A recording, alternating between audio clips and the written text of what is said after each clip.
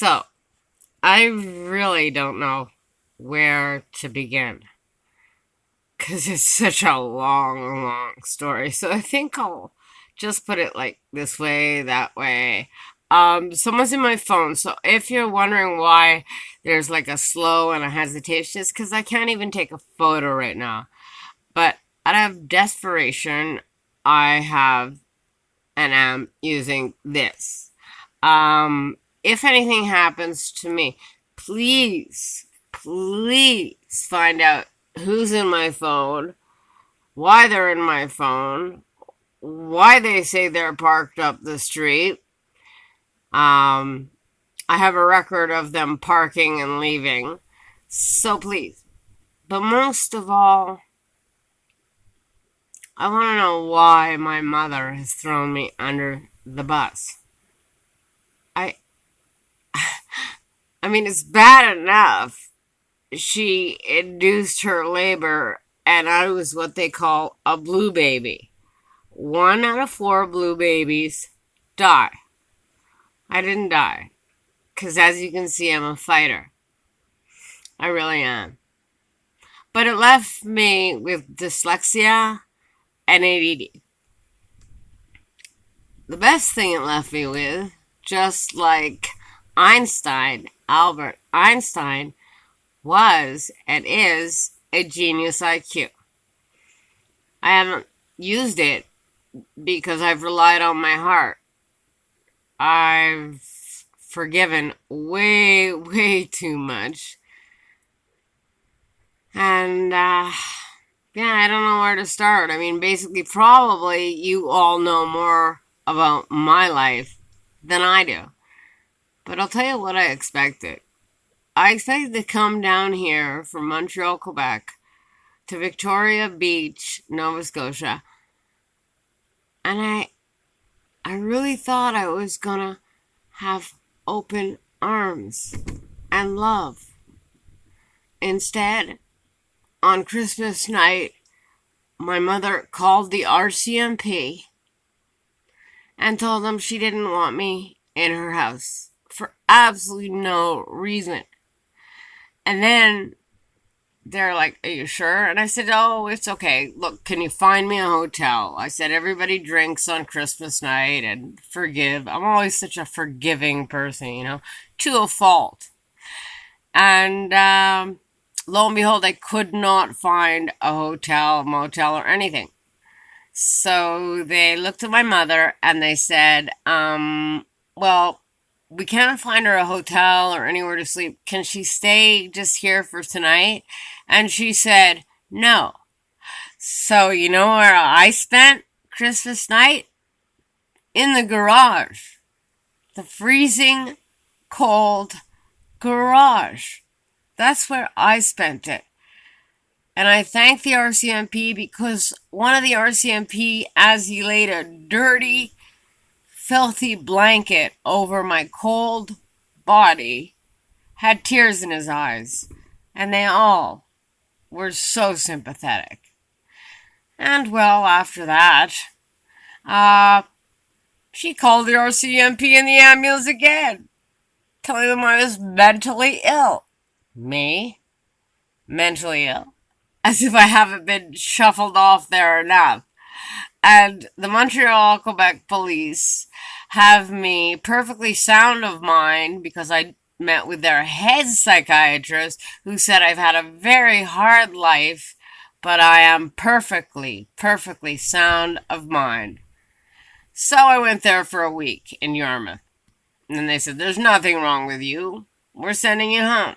So there I spent $175 from Yarmouth to come back here. And as soon as I get home, I see this terrible look on her face. And I'm like, oh no, you did not call the ambulance nor the RCMP, did you? And she did. But she kept on going, no, no, no. But she kept on going, she was looking all over. And sure enough, they arrived. And so they had to keep me for 30 days. The problem is, with Quebec and Canadian law, and yes, in Nova Scotia, all Canadian law, they can only keep you for 30 days if you are suicidal or a danger to others. So basically, against my will, against the law of Canada, they kept me for 30 days. So that was the first, 2 months down here. I just want you to know, and I want to start there, and then we can go backwards. But, my heart's broken by the world, by my daughter, by my ex-boyfriend, but I never thought by my own mother. Yeah, my own mother. I mean, she lets the paper clips and the nails. She even leaves out yellow things, and she participates in it. I mean, 3 years ago, I said I was cleaning, and she goes, "Kim, stop cleaning, or you're gonna have me killed." I, I, I says, "Pardon," right?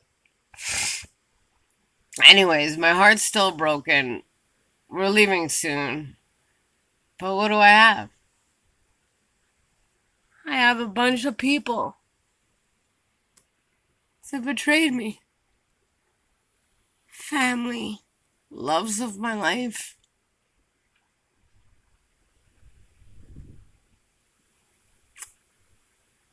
Thank you, Dr. Shore, by the way. Thank you, all the doctors at Annapolis. They understood. They knew what was going on. Same with Hutchins. And my mother's like, "Oh, Kim, you need help. It's all in your mind." "Oh, really?" "So where's the blow-up mattress my brother sent me and the pump? So where are half my clothes?" I asked. "They're gone." "Have I made a report?" "No." "Will I? If things don't change, you bet. 'Cause I got nothing left to live for." "Really, I don't." She promised me a room. I have never been able or allowed to hold Jay used to call it the telecommand, but the clicker. I call it clicker for the TV. She won't. It's everything that she wants to watch, and because I gained 30 pounds down here, I really don't want to watch cooking shows, right? So that's what she puts on. Travel shows, cooking shows, fixer-uppers. Not ever a movie. I mean, I've begged her. I said, "Please, Mom, can we just watch a movie? I can cast it. I can stream it. Can we just watch a movie?" No. There was no room. There was no bed for me. I'm gonna turn the camera around and show you the mold that I've had to sleep behind in the terribly unfinished, very unfinished attic.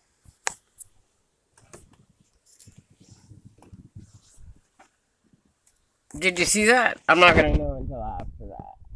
But yeah, tons of mold behind here. And in the winter, I had to sleep with her. And all I said was, "Listen, can you give me a half an hour notice before we want to go to sleep? Because, um, I need to, get used to the fact that I have to go to sleep and the TV's going to be turned off, the Antique Roadshow, No. I'm tired. We're going to sleep." And she shuts off the light. Oh my goodness. So there I lie in the dark for hours upon hours trying to fall asleep because I wasn't given enough opportunity to get myself into the sleep mode. Don't get me wrong. I love my mother. We all know what happened with my daughter and everything. I forgave her. I've never done anything to my mother for her to treat me this way. Never. Never. All I've done, all I wanted was just love. I just want her to love me. Just love me. What's wrong with that? So it's okay. Keep it in beds. I know this is really wavy and everything. That's because I had to buy a new phone because my mother broke my other phone and did say she would buy me a new phone, but didn't. So I'm using this phone. So I'm sorry about the very bad reception and visual, but that's what happens in Kimberly's life.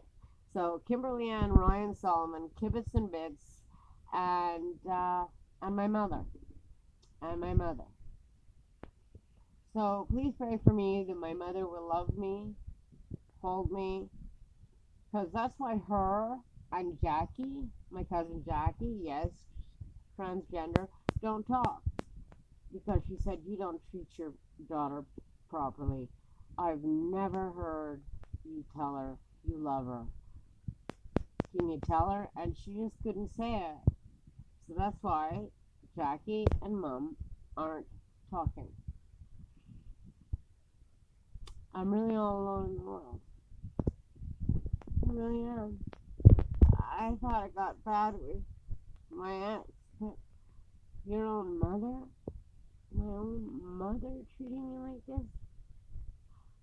Or not treating me? Which is it? There are about 4 guards at Yarmouth Hospital who told me your mother threw you under the bus. And I have several other people that have told me. It doesn't make me happy nor proud. Just very, very alone. Kibitz and Bits. Kimberly Ann Ryan Solomon. Nova Scotia, Victoria Beach. I'll be home soon.